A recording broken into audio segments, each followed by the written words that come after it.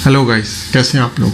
हमने अपने last video में डिस्कस किया था कि आपको जीएसटी ऑडिट से रिलेटेड क्या क्या डॉक्यूमेंटेशन करने चाहिए एंड किस तरह से आपको इन्फॉर्मेशन रखनी चाहिए अपने पास। इस वीडियो में हम लोग डिस्कस करेंगे प्रॉब्लम एरिया कि डिपार्टमेंट आपको किस तरह से अप्रोच करता है एंड मैक्सिमम ऑडिटी कहाँ पर फंसते हैं।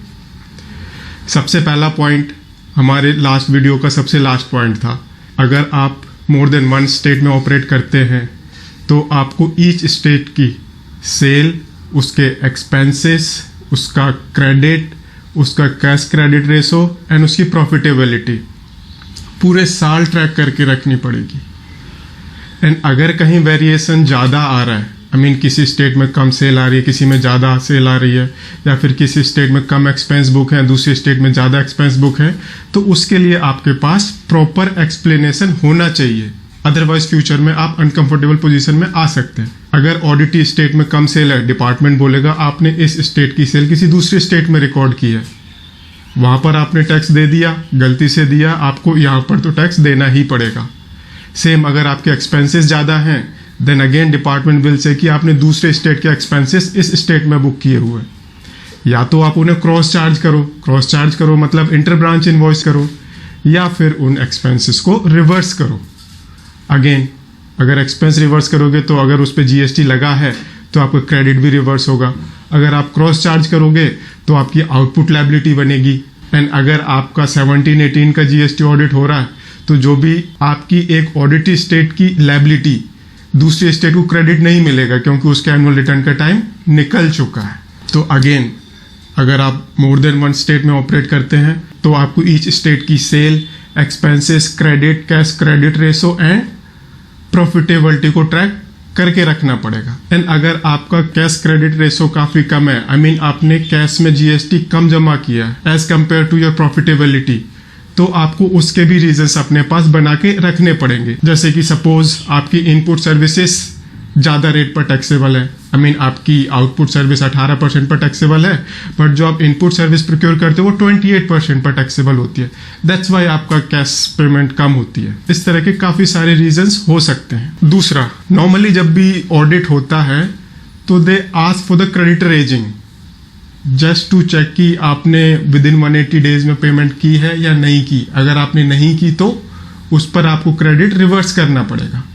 कुछ स्मार्ट ऑडिटर आते हैं, वो लोग क्या करते हैं, वो ईयरली एजिंग नहीं, वो मंथली एजिंग मांगते हैं। तो जैसे ही आपके 180 डेज क्रॉस हुए वो वहाँ पर क्रेडिट आपसे रिवर्स करवाते हैं। एंड जब भी आपने पेमेंट कर दी वहाँ पर क्रेडिट दोबारा से बुक हो जाता है, बट बीच में जो इंटरेस्ट की लायबिलिटी होती है वो आपसे जमा करवाते हैं। एक कॉमन पॉइंट आता है related to cross charging and input service distributor वाला। इसमें डिपार्टमेंट ऑडिटर्स क्या करते हैं, ये कॉमन एक्सपेंसेस को पकड़ते हैं, जैसे कि ऑडिट फी हो गया, रेंट हो गया। अगर आपकी अकाउंटिंग सेंट्रलाइज है तो वो फाइनेंस डिपार्टमेंट की भी कॉस्ट इंक्लूड करते हैं उसमें। एंड अगर आपके मैनेजरियल रेम्यूनरेशन है तो वो उसको भी उसमें इंक्लूड करते हैं। एंड देन सारे खर्चे को वो अकॉर्डिंग टू टर्नओवर डिवाइड करते हैं। अगर खर्चे में क्रेडिट है तो कई बार वो क्रेडिट रिवर्स करने को बोलते हैं, एंड कई ऑडिटर बोलते हैं कि आप इसकी क्रॉस चार्जिंग करो, दैट मीन्स इसका सेल इनवॉइस रेज करो। अगर आपने किया है तो ठीक है, अगर नहीं किया तो अगेन वो आपकी लायबिलिटी बन जाएगी। उसके बाद वो लोग नॉर्मली लेजर्स देखते हैं, जैसे कि डिस्काउंट हो गया। नाउ सपोज किसी वेंडर ने आपको डिस्काउंट दिया है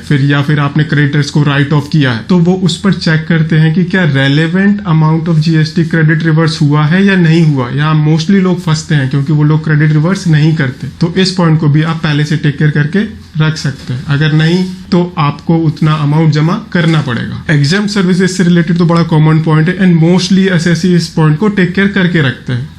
कुछ एक है जो नहीं करते तो वो उस पर क्रेडिट रिवर्स करवाते हैं, कैलकुलेटेड क्रेडिट। एक और कॉमन पॉइंट वो लोग हिट करते हैं, जैसे कि मिसलिनियस एक्सपेंसेस का लेजर हो गया, या फिर कोई लेजर हो गया related to loss of something, like अगर कोई वेयर एंड टियर हुआ है या फिर कोई सामान चोरी हुआ है, कहीं आग लगी, इस तरह के लेजर्स को अगेन इस तरह की उन्हें कोई एंट्री मिलती है तो उसका क्रेडिट देख के वो रिवर्स करवाते हैं आपसे। एंड कुछ लेजर्स होते हैं जैसे कि टेलीफोन एक्सपेंसेस हो गया, सिक्योरिटी सर्विसेज हो गया, जहां पर डिप्लॉयमेंट या टेलीफोन का connection other than office address है, तो वो उस तरह के एक्सपेंसेस को पर्सनल सर्विसेज ट्रीट करके क्रेडिट को डिसअलाउ करते हैं। सपोज आपने डायरेक्टर्स के घर पर टेलीफोन लगा रखा है, या फिर आपने डायरेक्टर्स को सिक्योरिटी गार्ड्स प्रोवाइड किए हैं जिसका बिल आता है, उस पर जीएसटी भी लगा रहता है, आप अपने कॉमन एक्सपेंसेस में उन्हें बुक करते हैं और उसका क्रेडिट भी बुक करते हैं। तो इस तरह के लेजर्स में वो लोग इन्हें पर्सनल एक्सपेंस ट्रीट करके क्रेडिट को डिसअलाउ करवाते हैं, क्योंकि according to them it's not a business expenditure. इसका एक कॉमन वे आउट है, अगर आपने किसी एम्प्लॉय के घर पर टेलीफोन कनेक्शन दिया है, या फिर आप टेलीफोन के एक्सपेंसेस को रिम्बर्स करते हो जिसका क्रेडिट भी आप बुक करते हो, या फिर आपने डायरेक्टर के घर पर सिक्योरिटी गार्ड्स लगाए हुए हैं